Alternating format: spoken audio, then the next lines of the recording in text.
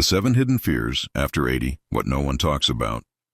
Have you ever noticed that the deepest fears that emerge after age 80 aren't necessarily what people expect?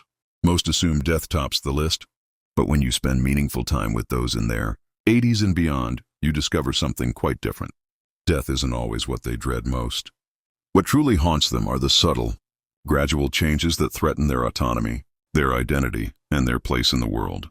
These fears aren't loudly proclaimed, but they profoundly shape how older adults navigate their final chapters.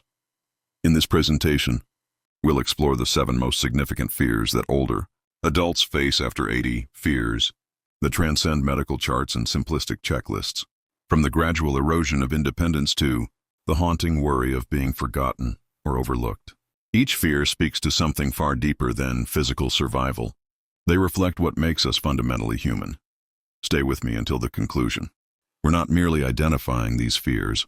We're going to examine what they represent, why they surface, and most importantly, how you can diminish their influence on your life or the lives of those you love. Some might resonate immediately, others might surprise you, but each one contains a truth about aging that deserves more attention than it typically receives. So whether you're over 60 yourself or care for someone who is, this discussion will provide insight, comfort, and a fresh perspective on the journey ahead. Now let's begin. Fear number 1, loss of independence. One of the most profound and universally shared fears that emerges after 80 is the gradual loss of independence. This isn't simply about needing assistance, it's about what that assistance symbolizes. When you can no longer dress yourself independently, manage your own medications, or handle routine tasks without intervention, something fundamental shifts in your sense of self.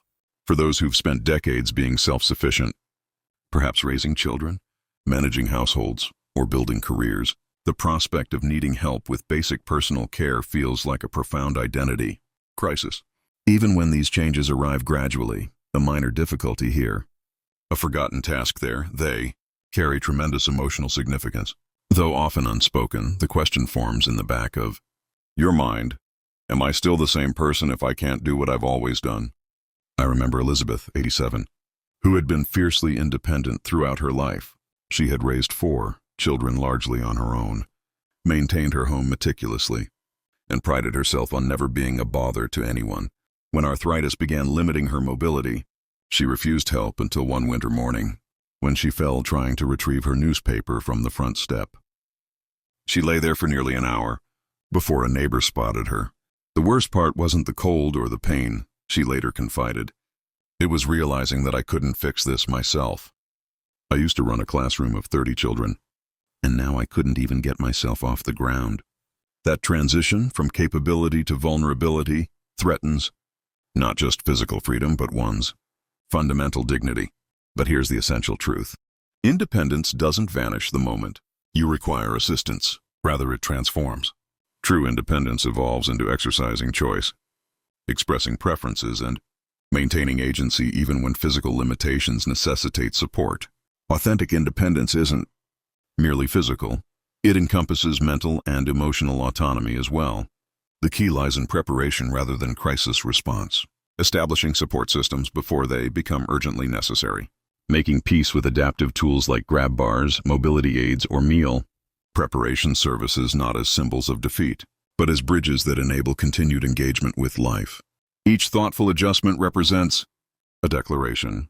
I'm still actively participating in my life. I'm still making meaningful choices.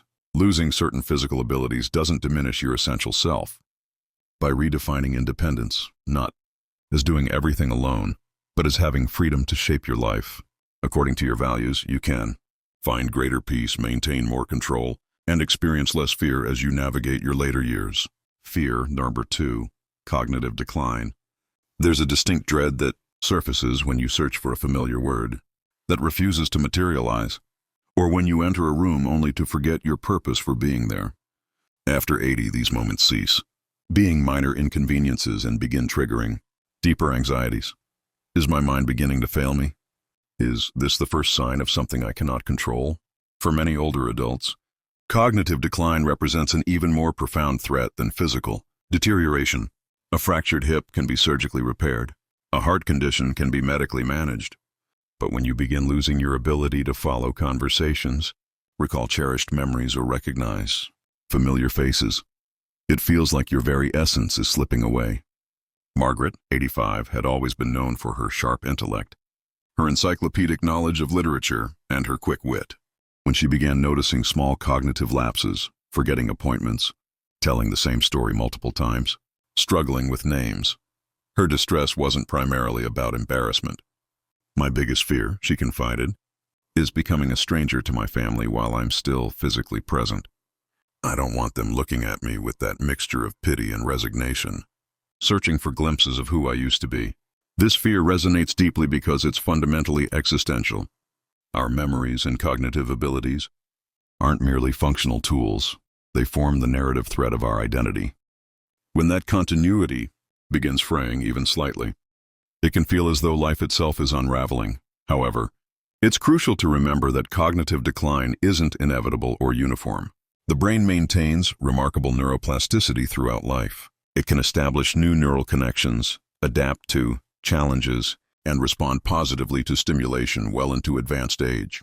Regular physical activity, meaningful social engagement, adequate sleep, proper hydration, and continuous learning all contribute significantly to cognitive resilience. Beyond prevention strategies, there's another profound truth. Your worth transcends your intellectual sharpness.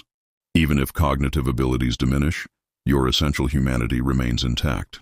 The people who genuinely love you won't withdraw their affection because you occasionally forget names or repeat stories.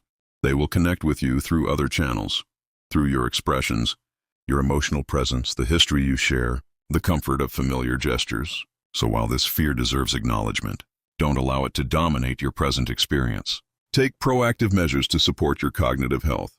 Remain curious, stay connected, and remember that you are infinitely more than the sum of your memories or mental capabilities. If you're finding value in these insights, please comment below to let me know you're engaged. And if you haven't subscribed to our channel yet, consider doing so and activating notifications so you don't miss future content. Your support enables us to continue creating meaningful resources. Now, let's continue our exploration. Fear 3, outliving your financial resources. Even individuals who've diligently saved, invested wisely, and carefully planned for retirement often harbor a persistent anxiety after reaching their 80s. What if my money runs out before I do? The prospect of depleting your financial reserves, watching savings diminish more rapidly than anticipated, creates profound unease. This concern extends beyond paying bills. It touches on fundamental questions of dignity, autonomy, and the ability to maintain self-sufficiency without becoming dependent on others for financial support. This anxiety isn't necessarily about poverty in absolute terms. More often it stems from uncertainty, escalating healthcare costs, unexpected emergencies, and the fundamental impossibility of knowing exactly how many years your resources need to sustain. For people who lived through economic hardship, who built security through decades of careful saving and delayed gratification, the possibility of financial insecurity in their final years feels particularly devastating. Consider Robert, 86, who had worked as an accountant for over 40 years. He had meticulously planned his retirement, paid off his mortgage early, diversified his investments, and lived modestly throughout his life. Yet he scrutinized every bank statement with growing concern. "The math keeps me awake at night," he admitted. "I've always known exactly where I stood financially. But now there's this huge variable. How long will I be here? How long must my money last?" His anxiety wasn't rooted in extravagant desires. It reflected the fundamental human need for security and predictability. This constant financial vigilance exacts a heavy toll on quality of life. It keeps people from adequately heating their homes during winter, from accepting invitations that might involve modest expenses, or from investing in simple comforts that could significantly improve their daily experience. Their world gradually contracts, not due to actual insolvency, but from the perpetual fear of potential scarcity. What helps alleviate this anxiety? First, accurate information. Understanding your actual financial position, calculating realistic monthly expenses, and developing appropriate strategies for managing resources provides essential clarity and restores a sense of control. Second, consultation. Discussing concerns with qualified financial advisors, knowledgeable family members, or senior support Organizations helps distribute the emotional burden of financial uncertainty. You don't need to navigate these complex waters alone. Finally, grant yourself permission to judiciously enjoy what you've accumulated. After decades of responsible financial stewardship, the final years shouldn't be dominated by unnecessary deprivation. A fulfilling later life isn't achieved by preserving every dollar at all costs. It involves using resources thoughtfully to maintain dignity, nurture meaningful connections, and preserve essential freedoms. Financial security shouldn't be an end in itself, but rather the foundation that supports a life of continued meaning and engagement. Fear 4. Being forgotten or left behind. There exists a particular form of isolation that cuts deeper than mere solitude. The fear of becoming irrelevant, overlooked, gradually erased from the consciousness of others. For many adults beyond 80, this isn't simply about receiving fewer phone calls or visits. It's about experiencing a profound sense of invisibility, as though the world continues its forward momentum while leaving them behind, their significance fading like an old photograph. Even those surrounded by loving families can experience this existential loneliness. Children become consumed with their own responsibilities. Grandchildren grow increasingly independent. Long-time friends pass away or relocate to care facilities. The intricate social network that once provided structure and meaning slowly unravels, and the resulting silence reverberates with uncomfortable questions about one's continued relevance. I recall a conversation with Clara, 89, whose eyes still sparkled with intelligence and curiosity despite her diminishing physical capabilities. The strangest part of growing this old, she reflected, isn't the physical limitations, it's the gradual disappearance. I don't mind spending time alone. What troubles me is feeling as though my absence would create barely a ripple in anyone's life. Though surrounded by a large extended family, she described how conversations increasingly flowed around her rather than including her. No one solicited her perspective or requested her assistance. She had transitioned from being central to family dynamics to occupying a peripheral position, present but increasingly peripheral. This fear touches on our fundamental human need for purpose and significance. We're inherently social creatures who thrive on reciprocal relationships and meaningful contribution. When opportunities to give, to share wisdom, to feel needed begin evaporating, a subtle but profound disengagement often follows, not due to physical limitations, but to a perceived lack of purpose. The truth, however, is that invisibility isn't inevitable. Connection remains possible, but it may require intentional cultivation. Begin with small outreach efforts. Share memories. Express interest in others. Offer the gift of attentive listening.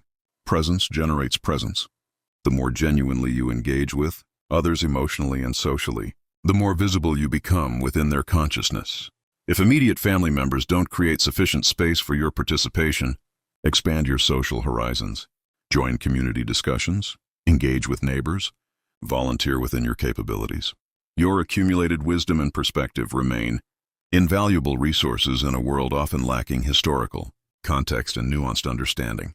Contemporary society may move at a dizzying pace, but meaningful human connection never becomes obsolete. Sometimes the world simply needs a gentle reminder that you're still here, still experiencing, still capable of both receiving and offering meaningful engagement. If you're finding value in these insights, please comment 4 below to let me know you're engaged. And if you haven't subscribed to our channel yet, consider doing so and activating notifications so you don't miss future content. Your support enables us to continue creating meaningful resources. Now let's continue exploring these vital topics. Fear, Number 5. Losing a spouse or close companion. After 8 decades of life, one of the most profound anxieties many people harbor isn't their own mortality, but rather the potential loss of their most intimate companion, the person who has witnessed their journey, shared their history, and created a rhythm of daily life alongside them for perhaps half a century or more. This fear transcends ordinary grief. It encompasses the complete reconfiguration of identity and daily existence when a profound partnership dissolves. When a spouse or lifelong companion dies, the survivor experiences more than absence. They confront a fundamental transformation. The shift from we to I, from shared routines to solitary ones, from decisions made together to silence where consultation once existed. These changes disorient even the most resilient individuals. For many, the anticipatory dread of this transition haunts their thoughts, particularly as they observe their partner's health fluctuate or decline. Thomas, 91, had been married to Eleanor for 68 years when she passed away unexpectedly from a stroke. "People talk about broken hearts metaphorically," he said months later, "but there's something physically disorienting about this loss. It's like suddenly trying to walk with one leg." The disruption extended beyond emotional pain to practical disorientation. Eleanor had managed their medications, maintained their social calendar, and remembered the birthdays of every family member. "She wasn't just my wife," Thomas explained. "She was the keeper of our shared history. She remembered parts of my life that I'd forgotten." This profound interdependence makes the prospect of separation particularly devastating. The fear isn't just about loneliness, but about navigating a world without your primary interpreter, collaborator, and witness. Yet preparation, while emotionally difficult, can significantly ease this transition, not through dwelling on dread, but through mindful presence, appreciating each day of companionship, having necessary conversations about practical matters while both partners can participate, sharing important information about finances, household management, and personal wishes. These discussions, though sometimes uncomfortable, represent acts of profound love and care. For those who have already experienced this loss, the fear often transforms into a different question. How do I continue meaningfully without them? The answer emerges gradually, not through replacement of what was lost, but through discovering new forms of connection, finding different ways to contribute, and slowly authoring the next chapter with patience and self-compassion.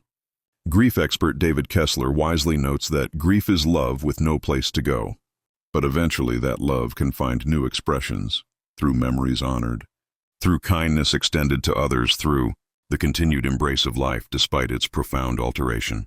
Your heart still beats, your presence still matters, and your capacity for meaningful connection, though transformed by loss, remains intact. Fear, number 6, chronic physical pain or illness. As we age, occasional discomfort becomes an expected companion. But beyond 80, many harbor a deeper anxiety, not about temporary pain, but about becoming permanently trapped in suffering with no prospect of relief.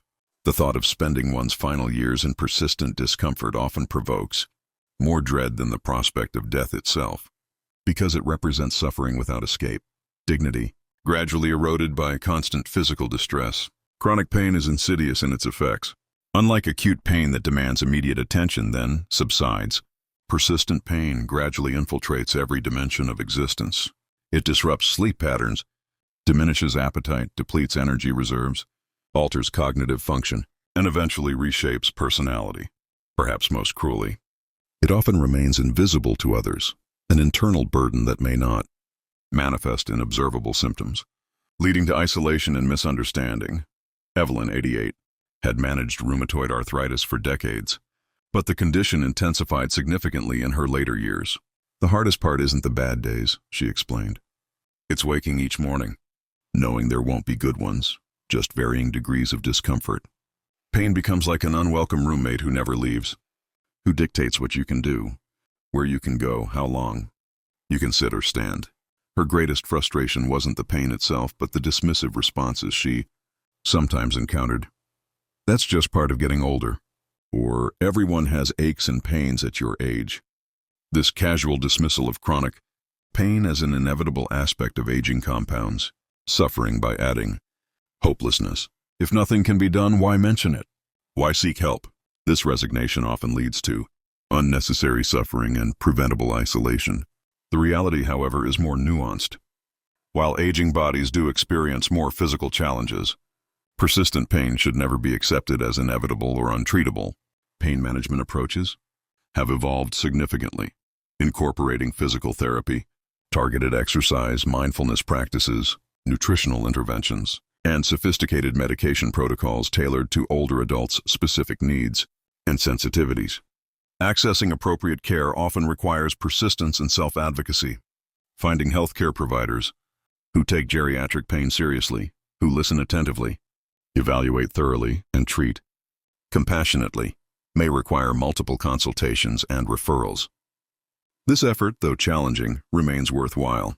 Effective pain management can dramatically improve quality of life even when Complete elimination of symptoms isn't possible. Equally important is addressing the isolation that chronic pain typically induces. Physical suffering naturally contracts one's world, activities become limited, social engagements decline, and focus increasingly narrows to managing symptoms. Counteracting this contraction requires deliberate effort to maintain connections, to participate in life within modified parameters, to continue finding meaning beyond the boundaries of physical limitation. While chronic pain may become part of your story, it need not become your entire narrative. You remain more than your diagnosis, more than your symptoms. With appropriate support, both medical and social, life can retain richness and meaning even when physical comfort proves elusive. If you're finding value in these insights, please comment 6 below to let me know you're engaged.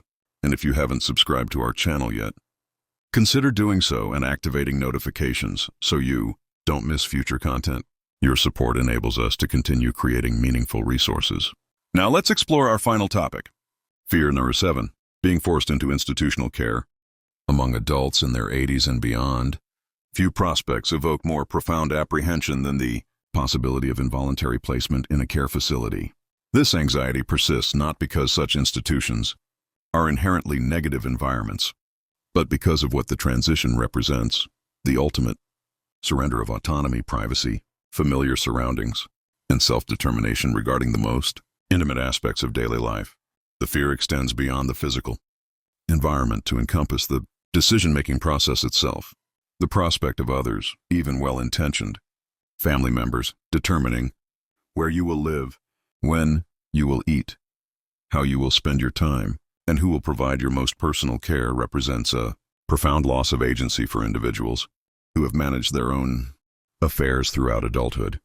This shift from self-direction to management by others can feel like a fundamental diminishment of personhood. Joseph, 89, expressed this concern with remarkable clarity. "My home isn't just a building," he explained while showing me photographs covering his living room walls. "It's where my wife took her last breath. It's where my grandchildren learned to walk. It's where I still feel connected to everyone I've loved and everything I've accomplished." His voice softened. "I understand there might come a time when I need more help, but I'm terrified that someone else will decide when that moment arrives, that I'll go to sleep in my own bed one night and wake up somewhere that means nothing to me." This fear fundamentally revolves around voice and choice. Will personal preferences be acknowledged and respected, or will they be overshadowed by others' assessments of what's best? While safety concerns and care needs are legitimate considerations, the psychological impact of removing an elder from familiar surroundings without their genuine consent can be devastating. Addressing this fear requires proactive communication long before crisis points arise. Documenting preferences regarding living arrangements, care options, and quality of life priorities provides essential guidance for potential future caregivers. Having these discussions early and revisiting them periodically allows for thoughtful planning rather than rushed decisions during health emergencies. For family members and healthcare providers, truly listening becomes paramount. The objective should never be controlling an older adult's life, but rather supporting their continued self-determination while addressing legitimate safety concerns. This often requires creative problem-solving, perhaps arranging in-home assistance, modifying living environments to accommodate changing needs, or exploring community-based alternatives that preserve independence while providing necessary support. At its core, this fear reflects a universal human desire to maintain dignity and agency throughout life's final chapter. By honoring this fundamental need, we affirm the continuing personhood and inherent value of older adults, regardless of their physical or cognitive limitations. The goal isn't merely keeping someone safe, but ensuring they remain recognized as the authors of their own lives for as long as possible. Final reflections. As we conclude our exploration of these 7 profound fears, take a moment to consider them not as weaknesses to be concealed, but as natural human responses to life's final transitions, responses that countless individuals silently carry through their later years. These anxieties don't typically announce themselves dramatically. Rather, they gradually infiltrate consciousness through small losses, quiet moments of uncertainty, and subtle shifts in how others respond to aging individuals. Recognizing and naming these fears represents the first crucial step toward diminishing their influence. When concerns are articulated rather than suppressed, They become manageable challenges rather than overwhelming shadows. Acknowledgement creates possibility, the opportunity to make conscious choices guided by clear-eyed assessment, rather than allowing unnamed anxieties to narrow your horizons and diminish your engagement with life. Which of these fears resonated most strongly with you? Was it the gradual erosion of independence, the prospect of cognitive decline, the possibility of outliving your financial resources, or perhaps the dread of being forgotten as the world continues its relentless forward momentum? Whatever touched you most deeply, remember this essential truth. These responses don't indicate weakness or inadequacy. Rather, they signal your continued connection to what gives life meaning and value. Autonomy, relationship, purpose, and dignity. These fears deserve respect, precisely because they reflect what matters most to the human spirit. And just as they deserve acknowledgement, they also warrant thoughtful response, preparation, without panic, adaptation without surrender, acceptance without resignation. Whether you're currently in your 60s or already navigating your 9th decade, it's never too early or too late to begin addressing these concerns through practical planning, honest conversation, and intentional cultivation of resilience. You've navigated countless transitions throughout your lifetime: career changes, relationship evolutions, technological revolutions, personal losses, and unexpected renewals. The wisdom accumulated through these experiences hasn't disappeared. It remains available as you face these final challenges. You possess greater strength, adaptability, and inner resources than fear would have you believe, and you likely remain more deeply valued, more genuinely needed, and more profoundly connected than moments of isolation might suggest.